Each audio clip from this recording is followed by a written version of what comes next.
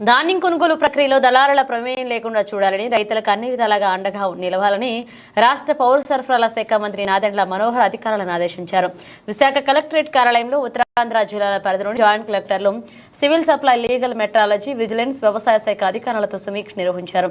ధాన్యం కొనుగోలు ప్రక్రియ అత్యంత సజావుగా, పారదర్శకంగా జరిగేలాగా చర్యలు తీసుకోవాలని, సాంకేతిక సహాయాన్ని తీసుకోవాలన్నారు. క్షేత్రస్థాయిలో ఎదురయ్యే సమస్యలకు సత్వర పరిష్కార మార్గం కనుగొనాలని, మరీ క్లిష్టమైతే ఉన్నత స్థాయి అధికారుల దృష్టికి తీసుకురావాలన్నారు. జిల్లా స్థాయిలో కంట్రోల్ రూమ్ ఏర్పాటు చేసుకోవాలని, రైతులు అధికారులతో కూడిన కమిటీని కూడా నియమించుకోవాలన్నారు.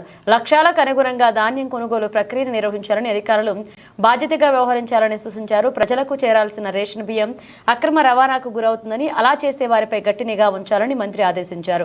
Police, revenue, civil supply, legal, metrology, vigilance విభాగాల అధికారులతో సంయుక్త తనిఖీ బృందాన్ని నియమించుకోవాలని, నిబంధనలను అతిక్రమించే వారిపై కఠినంగా వ్యవహరించాలని చెప్పారు. గ్యాస్ డెలివరీ సమయంలో, ఈకేవైసీ సమయంలో గానీ ఎవరైనా ప్రజల నుంచి నగదు తీసుకుంటే కఠిన చర్యలు తప్పవన్నారు మంత్రి. అలా ఎవరైనా చేస్తే సంబంధిత గ్యాస్ ఏజెన్సీని బ్లాక్ లిస్ట్ లో పెట్టాలని అధికారులకు ఆదేశించారు. ప్రజలకు అతి సులభమైన రీతిలో దీపం 2 పథకం ద్వారా ప్రయోజనాలు కలిగేలాగా రాష్ట్ర ప్రభుత్వం చర్యలు తీసుకుంటుందని ఈ సందర్భంగా మంత్రి గుర్తు చేశారు.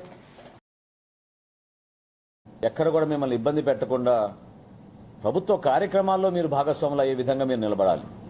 అంతేగాని ప్రభుత్వ వ్యతిరేకంగా చేసే కార్యక్రమాల్లో మాత్రం మీరు పాల్గొంటే చాలా ఖచ్చితంగా వాళ్ళపైన యాక్షన్ తీసుకుంటాం.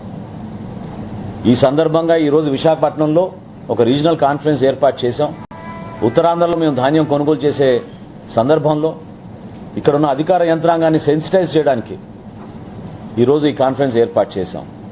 ఈ రోజు వరకు రాష్ట్రంలో ఈ ఖరీఫ్ సీజన్లో 10,59,000 మెట్రిక్ టన్నులు మేము ధాన్యం కొనుగోలు చేశాం. ఇదొక రికార్డు. అందులో ప్రత్యేకంగా గత 10 రోజుల్లోనే 6,63,000 మెట్రిక్ టన్నులు మా సివిల్ సప్లైస్ కార్పొరేషన్ ధాన్యం కొనుగోలు చేసింది.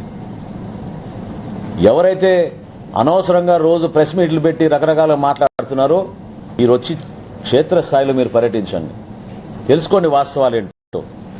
ఉత్తరాంధ్రలో గత ప్రభుత్వం ఇదే రోజుకి కేవలం 2,092 మెట్రిక్ టన్నులు ధాన్యం కొనుగోలు చేశారు. గత సంవత్సరం గత ప్రభుత్వం రైతుకి మేము అద్భుతంగా పరిపాలన చేశామని చెప్తున్న జగన్మోహన్ రెడ్డి గారు తెలుసుకోవాలి ఈ వివరాలు. 2,092 మెట్రిక్ టన్నులు కేవలం వాళ్ళు ధాన్యం కొనుగోలు చేశారు.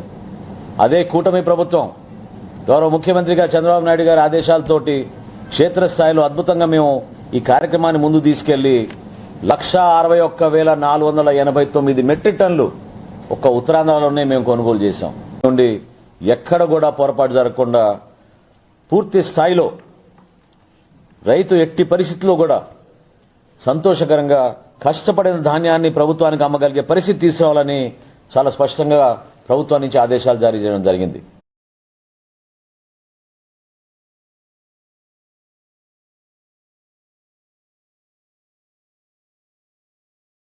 మరెన్నో వీడియోల కోసం మా ఛానల్ ని సబ్స్క్రైబ్ చేసుకుని పక్కనే ఉన్న బెల్ ఐకాన్ ని క్లిక్ చేసి యాక్టివేట్ చేసుకోండి.